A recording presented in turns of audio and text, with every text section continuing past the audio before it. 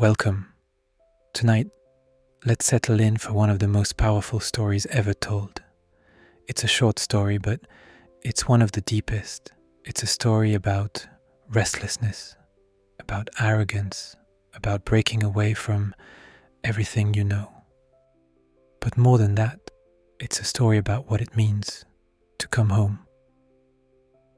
Jesus told this story. A certain man had 2 sons. The younger one, he was impatient. He saw the world passing him by, and he felt trapped.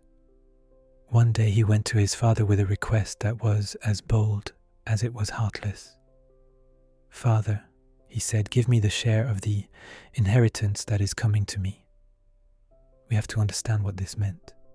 He was saying, "Father, I don't want to wait for you to die. I want my money now. Your life is in the way of my life."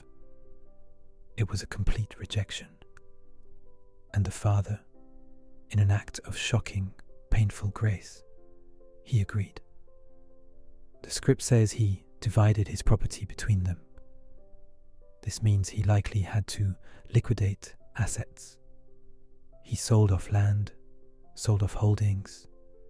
He broke apart his own legacy to give this restless boy a bag of cash. It didn't take long. The story says, not many days later, the younger son gathered everything. He cashed it all in, and he left. He took a journey to a distant country, a place where no one knew his name, no one knew his father, and no one could tell him what to do. He was finally free, and there he wasted it. The original text is powerful. He scattered his inheritance in reckless living. He was the center of every party. He had hundreds of friends, as long as he was the one paying. He was chasing every fleeting pleasure, every empty promise. He was living for himself, and he had never been more popular. And then, the money ran out, the party stopped, the friends vanished. And at the exact same moment, a severe famine struck the land. It's a perfect storm. The boy who had everything now had nothing, and he began to be in need. He was destitute, starving. He was so desperate, he hired himself out to a citizen of that country, and this man, he sent him into his fields to feed pigs.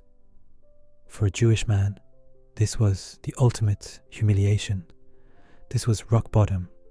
He was unclean. He was an outcast. He became so hungry, so utterly broken, that he was staring at the pods, the slop, that the pigs were eating, and he longed to be fed with it. But the text says, no one gave him anything. He was invisible. And in that pig pen, surrounded by filth and his own failure, the story says, he came to himself. He woke up. He thought, my father's servants, they have more than enough bread.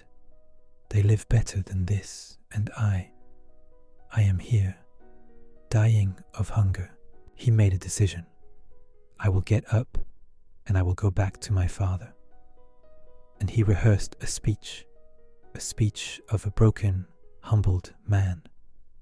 Father, he would say, I've sinned against heaven, and I've sinned against you. I am no longer worthy. I'm not worthy to even be called your son. Just treat me as one of your hired servants.